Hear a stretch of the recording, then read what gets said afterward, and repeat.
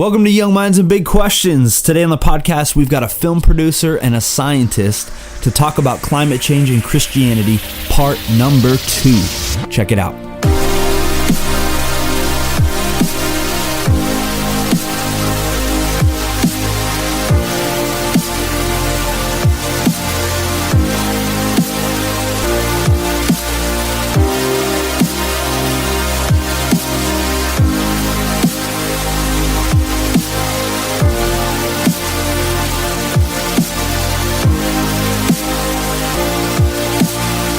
All right, welcome to Young Minds and Big Questions. We're excited for part 2 of our conversation about climate change, creation care, Christianity. What's our response? What should we do? What should we believe? All of those questions, and we're really excited to have special guests with us. Doctor is in the house, although he likes to go by the name Rusty, which we're thankful to have Rusty Pritchard with us, and Jason Valeta. Jason, did I get that wrong? We just went over this, guys. I know. Come on. And I already forgot it. Valeta. Okay, I was right on one of them, Okay. which is good. Yep. Man, thank you guys for being here. We're really excited. Rusty, tell us a little bit about yourself and how you kind of got to doing what you're doing and all that. Yeah, sure. Happy to. I'm an academic, as the doctor that you introduced for nomenclature implies. I have a PhD in natural resource economics, which means I study how people make a living from natural resources. That is how they take the good stuff that God put on the planet for us to use and transform that into human flourishing. Sometimes that's transforming things into goods and services and using some things up to make good things happen, and sometimes it's preserving and protecting and tending the garden that God gave us. So, there's both elements there in cultivating and protecting the garden from that original mandate. So my job was easy in academia, was to study the process of how people do that. And in particular, I looked at how people manage really complicated systems that are a little unpredictable and slippery as they're trying to produce food and fiber and fish and the natural resources that fuel our economy. Sometimes there's unintended consequences. So the whole science of environmental economics is generally about things that you didn't mean to happen, where the impacts fall on other people. We call those externalities. So I talked about that in my classes. I taught at Emory University for 8 years, and then started working in nonprofits, working on agricultural policy and the Farm Bill and how farmers can be subsidized to use their lands in ways that benefit people other than just growing crops. They can also take care of protecting duck habitat or preserving forests or conserving watersheds. And there's a way to make those incentives work out for farmers. And then probably about 8 years ago, I started working mostly with Christian audiences, helping the Christians that were beginning to think more about the theology of natural resources and using their voice in the public square to do that in a way that was, really scientifically accurate, but true to Christian theology as well. Wow. Quite a journey you've been on. I imagine as of late you've seen a lot more interest in that and have a lot more speaking opportunities and engagement opportunities. Yeah, it's really interesting. I in the category of evangelical Christians, and so when I was working for a secular nonprofit, folks found out that I was a Christian, and one person came in my office and closed the door and said, Dr. Pritchard, I knew you were a Christian, but I thought you were the good kind of Christian. And he was really shocked that anybody with an academic background who talked what he considered, sensibly about protecting the environment could be an evangelical Christian. We had a really bad reputation at that point. Wow. So there's a lot of work to undo that reputation. Oh, yeah. Oh, man. That's so interesting. Actually, one of the motivations for starting this podcast over a year ago was, I'm a young adult pastor, and we would have, young adults who would come in and they would have presuppositions about Christianity of why they couldn't be a Christian because they, believed in evolution, or every Christian naturally believes the earth is only 6,000 years old. And so they immediately assumed they were out of that club because they had a different belief. So that's kind of where one of the motivations that Anthony and I were like, you know what, we want to start something where we can we can try to break down some of those myths about Christianity and what people believe. So that's great, man. We're so thankful, Rusty. Can we call you Rusty, even though we You can. Yeah, please do. I'm not grading any papers that you submit, so you can definitely call me Rusty. Okay, awesome. We appreciate that. Well, we're so thankful to have you on and look forward to discussing some questions and maybe the science and behind climate change today. And Jason, we're thankful to have you on as well. Kind of two different perspectives here, two different backgrounds. So tell us a little bit about yourself, Jason. Yeah, well, thanks to you guys for having me on. I'm very glad to be here. So I'm much newer to the whole creation care movement and specifically the climate change conversation. And I kind of got here in a roundabout way. But the longer I'm here, the more it makes sense.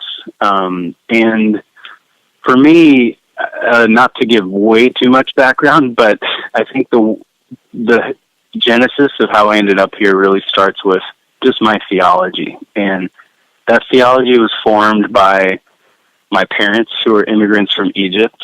And I was just deeply aware as a child of things wrong in the world, just very broadly speaking: poverty, hunger, violence, persecution, discrimination, war.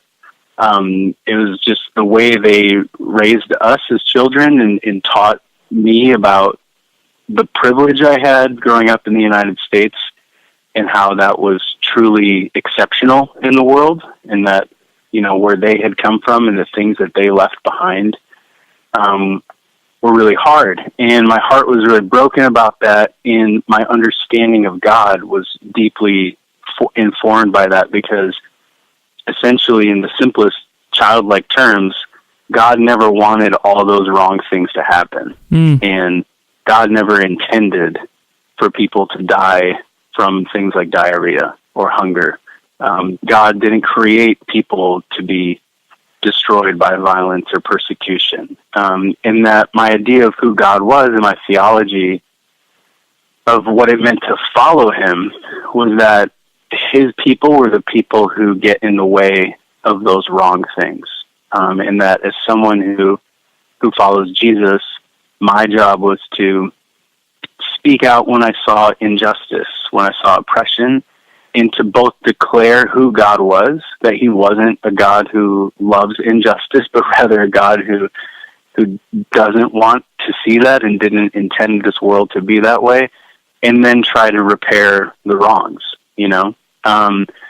and so I had a really unique experience, I guess, with parents who taught me from both, this American evangelical perspective, because that's where I lived and the church I was a part of, but then also this Egyptian immigrant perspective coming from a persecuted people. And so that's how I got into my work with Micah Challenge.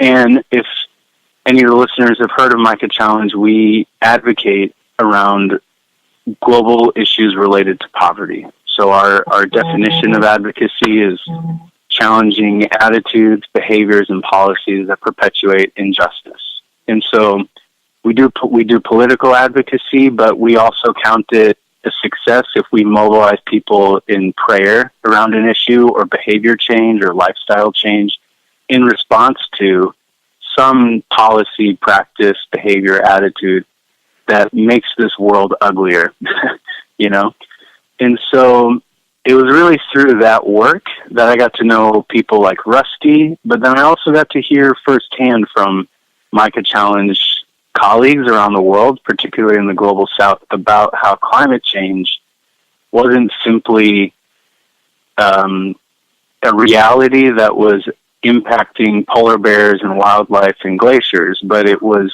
deeply impacting their communities, and it was impacting the poor, especially people who subsistence farmed when they couldn't rely on the rains to come when they were supposed to, or when they did come and they came too heavy and flooded out crops. And these types of stories I just started hearing in 2009 and have heard the last few years. And then it was about 2 years ago where people like Rusty just really helped me understand the connection between climate change and the issue of extreme poverty, and potentially what role I could have as someone who's been campaigning on just justice issues broadly, and particularly human issues, in speaking out on creation care and especially climate change. So that's how I ended up here.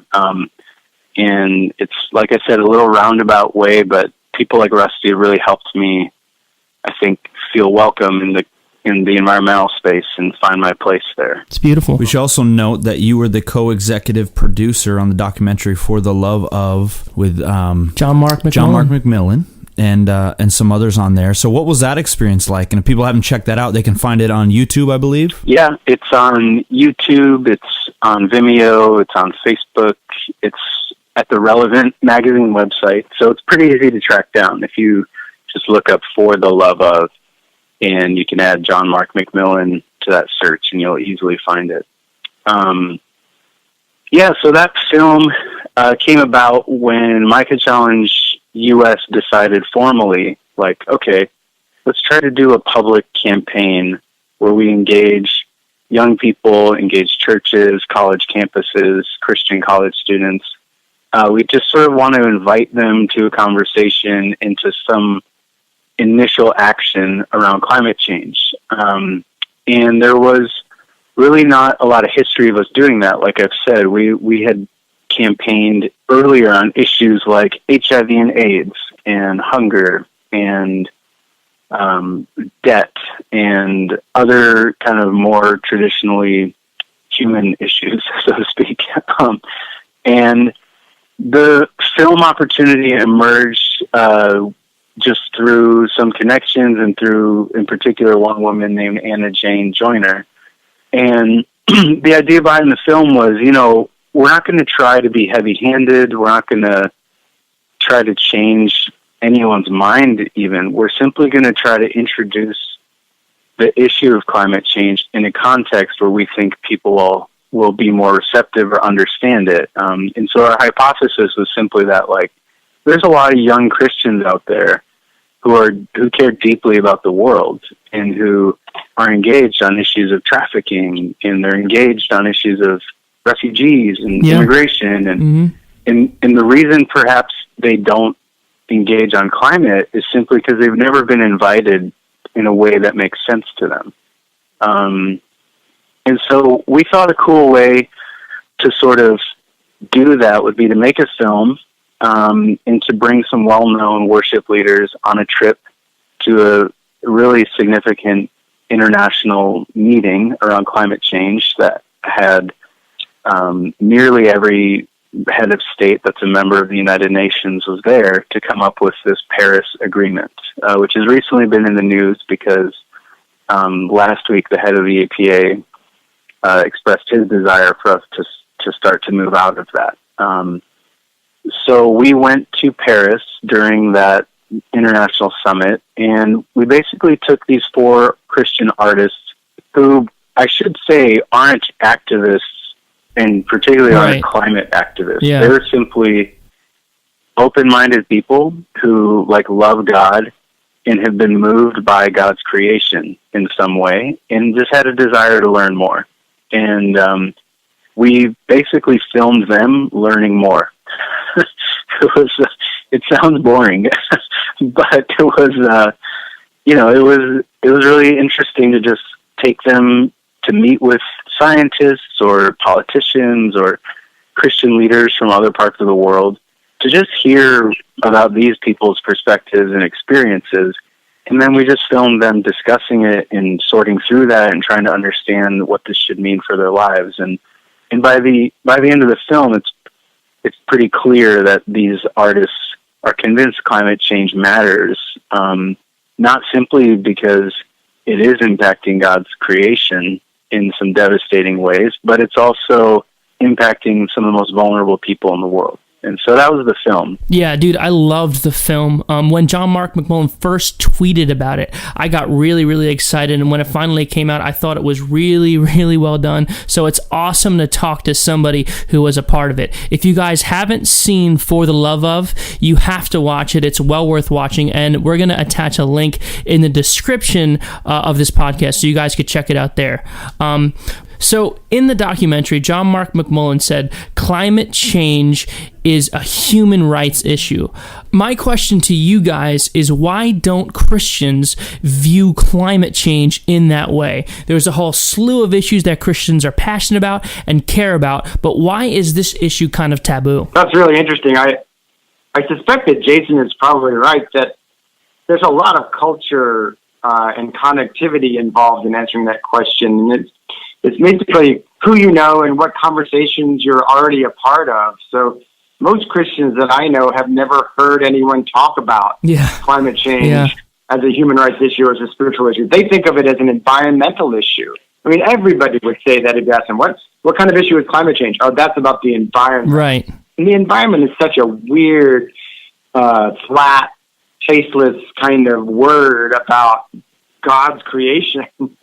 But when you label something environmental, it sounds like it's out there. It's not about me.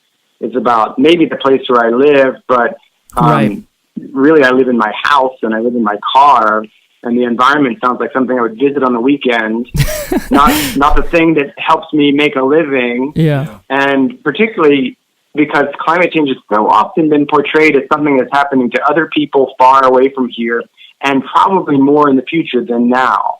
And those are all things that aren't true about climate change anymore. Climate change is happening now. It's happening where we live, and it's happening to people that we care about. So more and more, I think people are waking up to the idea that it's a social justice issue rather than an environmental issue. That changing the framing is going to bring a lot more people into the conversation. Yeah. Oh, yeah. Jason, how about you? What are your thoughts? Yeah, I mean, I think Rusty said it really well. I know that I had never thought of it that way, which is why, before I started learning about the issue just firsthand, I'd like to think of myself as a reasonable person. I didn't really care about climate change. It's not that I was upset about it or was angry whenever I heard it mentioned in the news as some sort of farce, but I just didn't really care. And then when I was in Uganda in 2009 and meeting with the Micah Challenge guy there named Steven, and I said, what's the biggest issue facing your community? And he didn't say famine or hunger. He said climate change. And then he took me to places where there were fields that had not produced food 3 years in a row. And that had never happened in that community before. And he explained they lost these crops because of drought. And then when it finally rained, it rained way too hard, and they lost crops 3 years in a row. And so his community's biggest issue was hunger, but he even understood the cause was climate change. And so, just from my own personal experience, I think we have not thought of it as a human rights issue or a justice issue, simply because, no offense to anyone listening who was a part of the initial communications team that started talking about this stuff, but it wasn't talked about that way. Right. It still actually isn't in a lot of circles. I've even had, since the film came out, a number of secular environmental groups contact us to say, wow, this is really fascinating, not because of the Christian angle, but because we've never really talked about it as this human rights issue, as this, justice issue. And that just sort of shocked me. I think there's been an error in communication, and just simply like the storytelling behind climate change. I mean, you don't have to read or interview too many people to discover that a lot of the things we already care about, hunger, refugees, even issues like trafficking, you can find relationships between, I'm not saying climate is the cause of all these things, but you can find where climate change is impacting those vulnerable people. And so I think it's important work to try and help people reframe the story and reframe that narrative. Yeah, it's really good. It wouldn't be, we'd be remiss not to say that there's a lot of political polarization around this issue as well. And if 40 years ago you looked at Democrats and Republicans and tried to guess which one was going to be the environmental party in the future, it would have been hard. Yeah. 50 years ago, it would have been impossible because environment was a bipartisan issue in those days. And Richard Nixon created the EPA, presided over the passage of the Clean Water Act, the Clean Air Act, the Endangered Species Act. Ronald Reagan gave us the Montreal Protocol that began to repair the ozone layer. Republicans are pretty central to a lot of environmental legislation in the U.S., but somewhere around this big political polarization that started to occur, the right got God and the left got green, and the two just kind of divorced ways. And those cultures began to reinforce themselves, so that the only time folks on the left would raise environmental issues was trying to beat up on Republicans. And the only time Republicans would raise environmental issues was to scare us that something was going to damage the economy if we passed a certain regulation, that capitalism was so fragile that it was going to collapse if we decided to control our pollution. And so those people were talking past each other, and the church has been a passenger in that conversation. We haven't built bridges. We've just kind of gone along with that polarization. So in the documentary, there was talk of the science versus religion debate and how that might play into Christians' apathy towards climate change. Dr. Pichard, what does this have to do with the conversation? Many Christians are skeptical of science. They don't have a positive view of science. Does this play into that at all? To be honest, I think that a lot of the religious objections to climate come across as kind of post hoc rationalizations to a position that we already wanted to hold. Right. Like you'll hear folks that are skeptical about climate science say things like, "Didn't God promise after Noah's flood that there would always be seasons on Earth, that seed time and harvest would always continue, that there would be stability on the planet?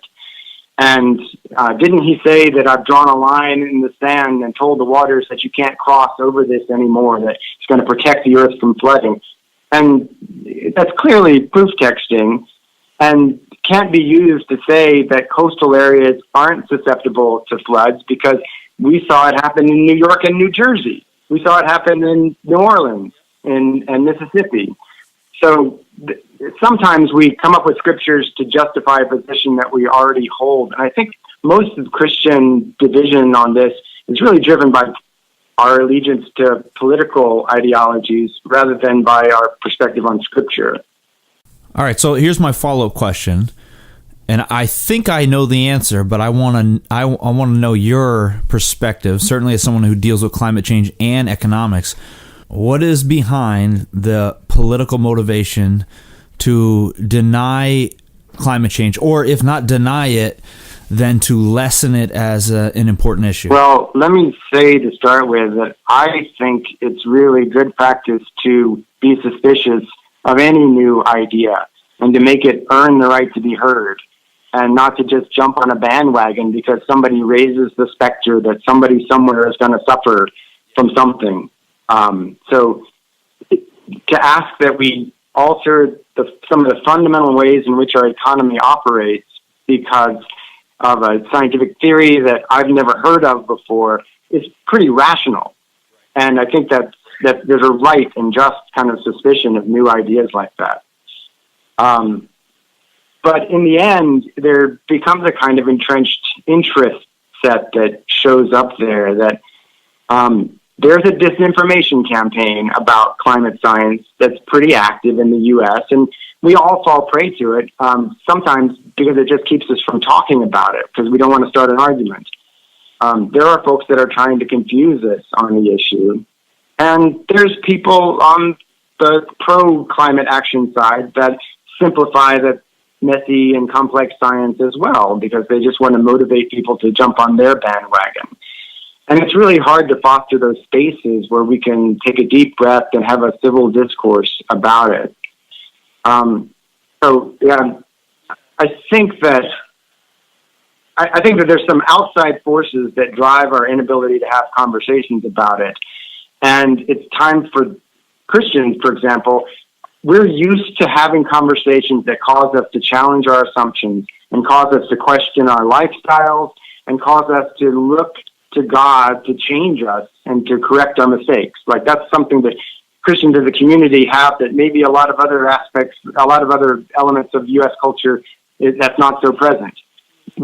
In the best Christian discipleship, we're constantly examining ourselves. And so we're a great community for this conversation to take place in, where we're not going to say, oh, yeah, we're just going to jump on the bandwagon and say climate change is real and therefore the government should solve our problem for us by regulating us.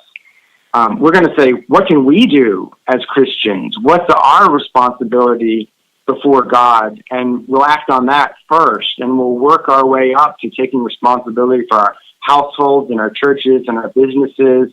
And then we'll ask, well, is there anything that we ought to be doing in terms of public policy? And it'll be just a part of the ecosystem of ideas rather than the only solution is more big government.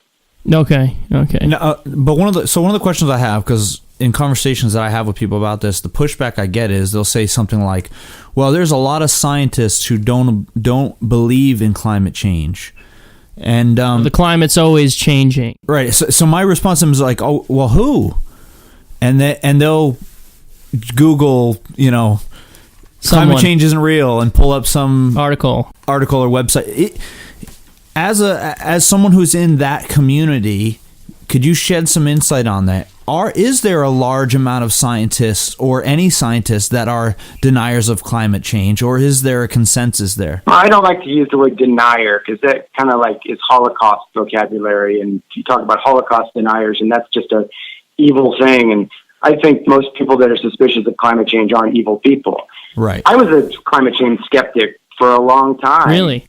Because I was rationally dubious of somebody else's claim to have discovered something new. I wasn't a climatologist. I was an economist. I have a background in ecology, but I'm perfectly willing to say, yeah, I'm going to sit this out and wait and see whether the evidence gets any stronger. So I would consider myself a skeptic for a long time until after multiple massive assessments of the bulk of climate research showed that there was this emerging consensus among experts.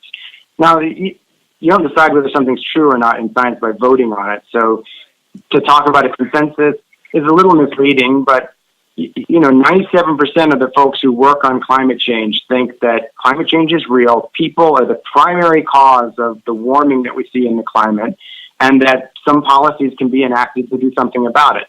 That's a pretty robust set of folks. You would wonder, if you're getting treated for cancer and 90% of doctors said one thing and 3% said something else, you're kind of going to bet with the 97% for a while. Yeah. Unless your best friend is one of the 3%, unless you have a personal relationship with them, you're not going to lean in that direction. And even then you might be skeptical. But I think that climate skeptics are insufficiently skeptical of their own skepticism. Like, they don't ask questions about how they might be wrong. They are looking for ways in which they have to be right. It's not the sort of thing, though, that any scientist would say they believe in, as if it were a religious or faith-based exercise. They would assess the evidence and say whether they thought it was credible or not. Yeah. So I recently had this exact conversation with a student at a Christian university back in February when we did a screening of the film For the Love of. And it was in a room of about 100 students, and one student kept raising his hand over and over. And he had his phone pulled up to a climate skeptic website. Oh my gosh, really? So he was well armed with information or disinformation, depending on how you see it. And when we got to this question of like the consensus in the scientific community, it was really interesting to me just how clear the line of questioning around the consensus wasn't actually looking for a answer, because the primary position that these people hold who want to know about the science is that this is not happening. And so even when you say 97% of scientists have come to this conclusion, it's very easy for them to dismiss. It's just like, well, of course they have, because that's where the grant money is, and that's where they're incentivized to research towards. And so it's just at the end of the day, like, I don't think those types of statistics will help with people who are basically just, they've decided on their opinion, and everything they hear from then on will be filtered through that opinion. That lens, right? I do think the consensus of the scientific community is more helpful for that pretty, I would say, large community of young Christians who haven't really dove into the issue and decided one way or the other yet. I think that type of information is helpful. So that, for example, really helped me. When I heard that, it put me at ease, and that's because I was open-minded and I wasn't looking at the answer to that question, just looking at how I could debunk it, you know. So when you're speaking to someone like that, someone who's so skeptical, someone who already has their mind made up, how do you approach that kind of conversation? Do you talk about common ground, shared interests? Do you give them evidence for climate change? So there's a lot of things we can agree on, I think. One is that skeptical talking point, which is that climate is always changing.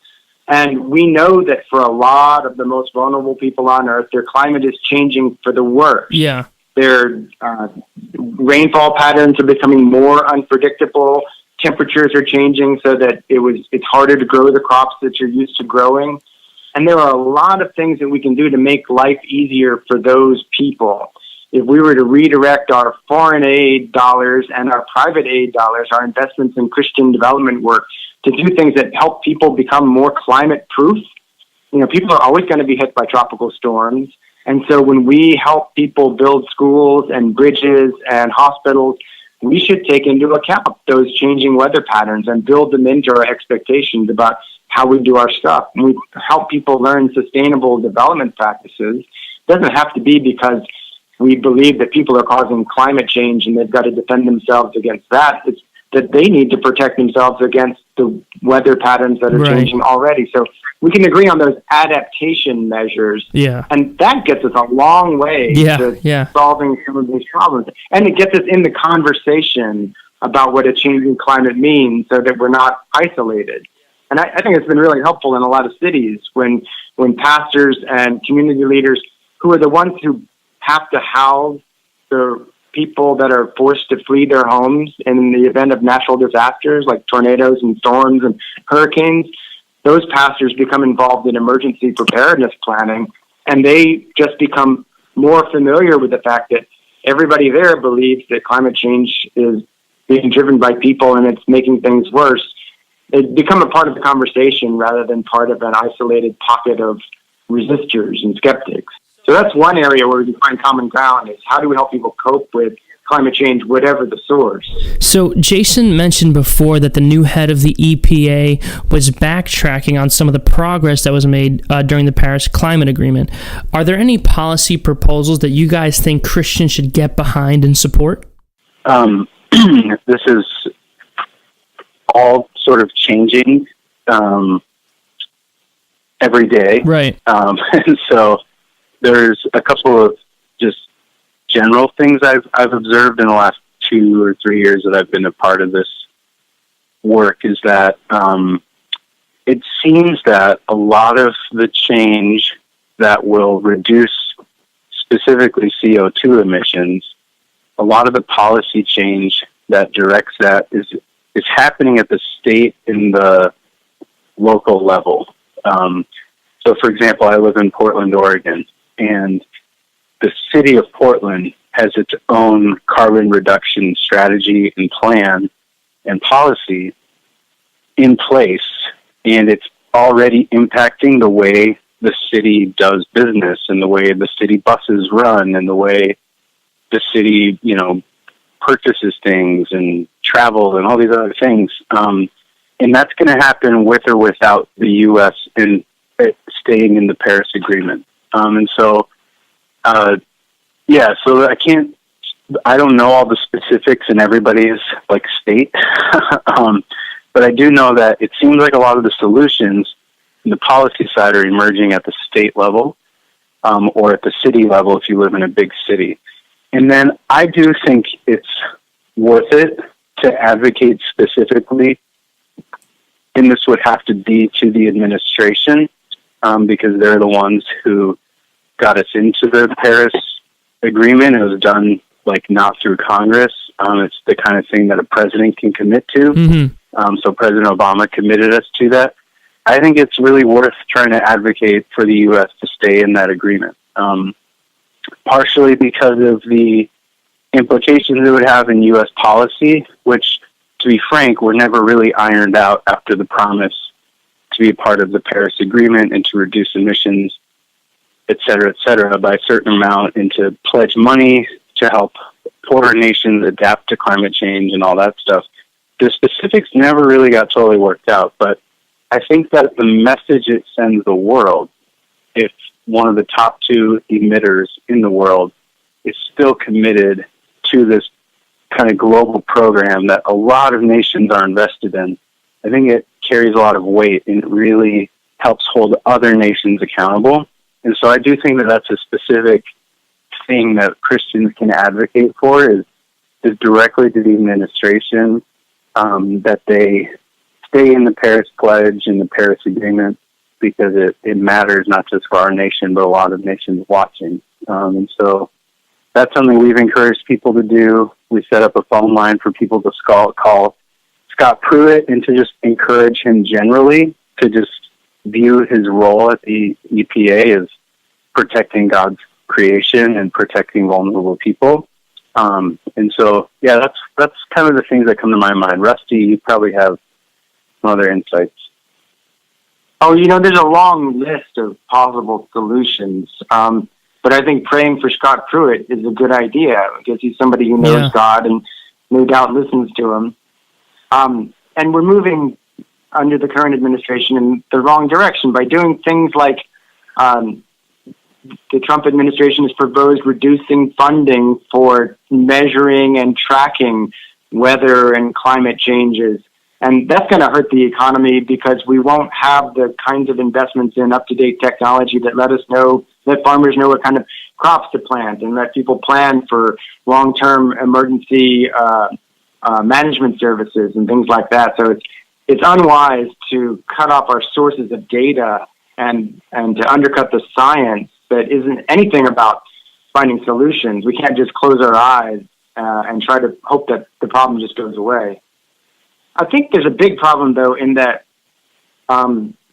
solutions are only being proposed from one side of the aisle right now, and Republicans have had great ideas in terms of public policy in the past about how to do environmental management, and some of the best innovations in environmental policy have come from thinkers who really understood how the economy works and how not to hobble it. And we need that kind of creativity and that kind of thinking to be part of the ferment of ideas. So it would be good if presidents weren't the main driving force for actions one way or the other on climate, but Congress wrestled through in the messy political process and used some of the best ideas from both sides of the aisle to solve the problem. So that's another place where I think Christians can help to build a more robust conversation that involves more of the American people rather than less. Yeah, that's great. Really great. Follow-up question I would have, because one of the pushbacks that I hear is, well, we don't deny climate change, and we agree that it's caused by humans, but we believe there's a way that we can attack climate change and benefit our economy at the same time. So it's kind of like we don't need to go all out, because we need to be worried about our economy. And so my question is, as Christians, I've been thinking about this, as Christians, what priority do we need to put capitalism versus our responsibility to care for creation and to love our neighbor as ourselves all over the world? Is that something that we should take in, should we take a weaker approach to attacking this because we're worried about our economy? Man, you guys are deep. Seriously. I love it. Yeah, I've got a PhD in economics, so I know all the answers about that. I mean, exactly. Capitalism is not good or bad, except in as much as people make it good. And if we find ways in which it is leading to unintended consequences, it might be that it's because there are missing markets, that people aren't able to make free and autonomous decisions because the free market isn't working the way that it should. And that's what a lot of economists think is the problem with global warming, is that I'm allowed, when I crank up my gas-guzzling car, to put as much pollution as I want to in the atmosphere for free. And the costs of that are borne by people I don't know and I'll never meet. And they add up to harsh consequences, but they can't sue me or hold me responsible because they don't know who I am and can't find me. And so there's a broken market there, and you have to fix that in some way. You have to take care of that externality. That's really well known in economics 101 classes all over the U.S. But there are some people who take the notion of a free market and think that it's some sort of magical principle, that it always makes things work out well without having to create the institutions to make sure that people can't visit these unintended consequences on third parties. So that's like a really boring way of saying, it'd be smart to have a carbon tax that didn't add revenue to the federal government, but we reduced other taxes. So we tax some things in the U.S. that are goods, like making money, like income. If we reduced income tax, people might work more. And if we tax things that are bads instead of goods, then we get less of the things that are bad.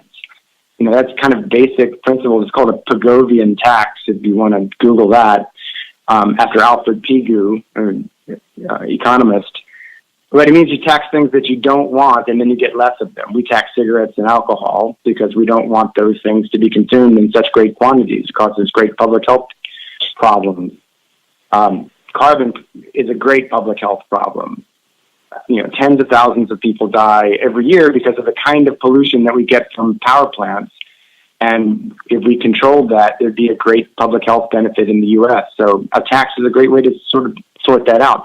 What I worry about as a Christian is that you think you're going to devise some optimal system where no one has to try to be good anymore. That was T.S. Eliot's lament, was that we think that we're so smart that we can create these perfect systems, and you can't create a perfect tax system. The reality of evil and the bent nature of our human systems is such that we're always going to be chasing down loopholes and trying to figure out, you know, how to manage ourselves and regulate the worst excesses of human greed. But God is on our side in that. He's not going to let us fail to conceive of good solutions. The fact that we live in an intelligible universe is the reason we're able to see that climate change is real and take action in time to do something about it. I mean, that's a great blessing. And we can count on God being on our side in trying to find these solutions. Yeah, it's good. Yeah.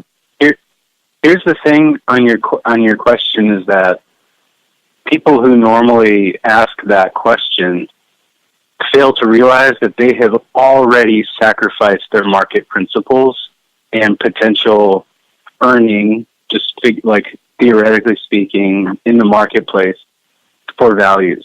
So like, you do not see a campaign from even the most devoted capitalists to reinstate child labor, to be like, hey, you know, it costs us this much to produce X, Y, or Z product.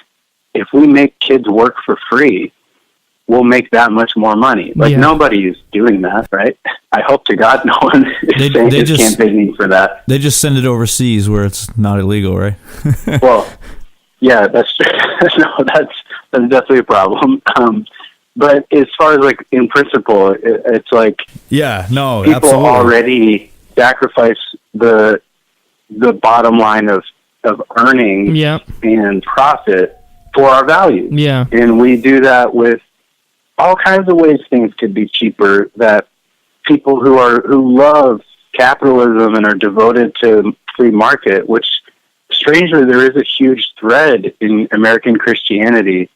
I won't name names here, but there's like entire organizations that are just very much driven by their principles of valuing the free market and their love of God. And it's always been interesting to me, because the truth is they also sacrifice the values of the free market because of their love of God, in the same kinds of examples I gave before. And so for me, at the end of the day, like, I think Christians in our culture should be the ones on the front line, as they were with child labor, to say the profit and the bottom line do not matter or are inaccurately measured if you don't consider these consequences, like losing a generation of children prematurely or uneducating them. And so I feel like we have a unique call, not just to like be willing to sacrifice the traditional single bottom line when it's for our values, but we have this unique call to be devoted to God's values and justice, and whatever that cost is. And so, you know, that's easy for me to say because I'm not a big business owner and it doesn't cost me anything in my earnings, so to speak. But I think theologically, like, we should be willing to sacrifice any other idol we have for God's values. That's beautiful. Yeah, I think that's right, Jason. But, you know, it's worth pointing out the irony that for most environmental regulations that we've passed up to this point, we haven't made any sacrifices at all.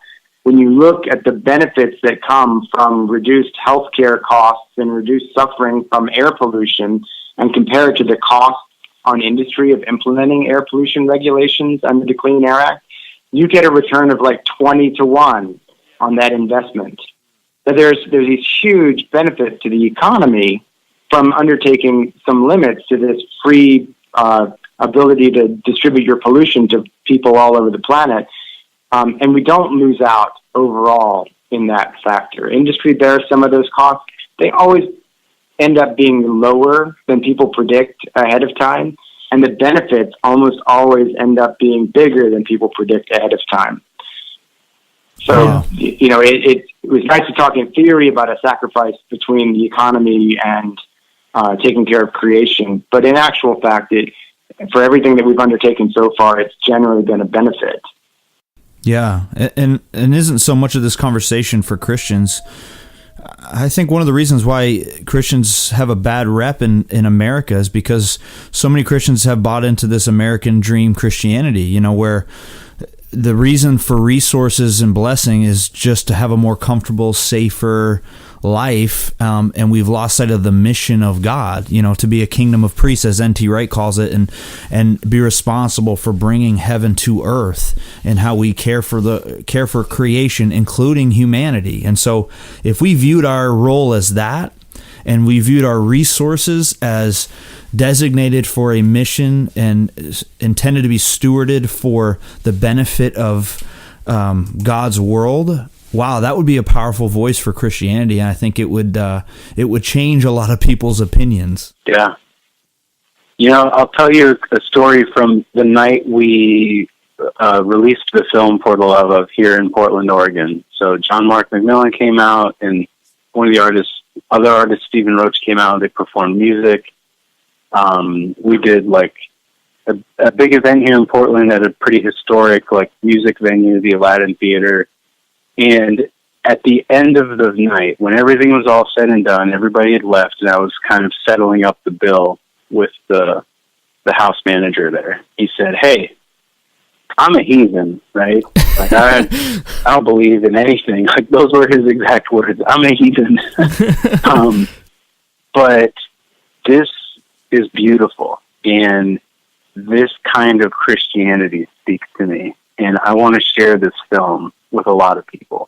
And anything you guys need, any help you need, any future events, like call us up. We want to be a part of it. And he looked around at all the staff and is like, me and all the guys agree. Like, you're the best kind of Christian. That's beautiful. And to me, it was beautiful. I was so moved by that because I do think it shouldn't surprise us, but it sometimes still does. Like that when we just proclaim how good and loving God is, and how we proclaim that by explaining how beautiful he wants this world to be, and how much he longs and desires for the things that are wrong to be made right, to inch us closer to his kingdom in heaven. Like, that shouldn't surprise us that is a much better evangelism tool than drawing a picture of a chasm between us and a distant God, but thankfully a cross-shaped bridge fell, and we now can waltz across. Like, it's just much more real life for people rather than theoretical. And so, yeah, I'm with you guys. I think it's a beautiful part of what it means to follow Jesus that may have been muddled or forgotten in the midst of the American dream that is being very, very fully rediscovered by a younger generation of Christians. I'm very glad to see that, be a part of that.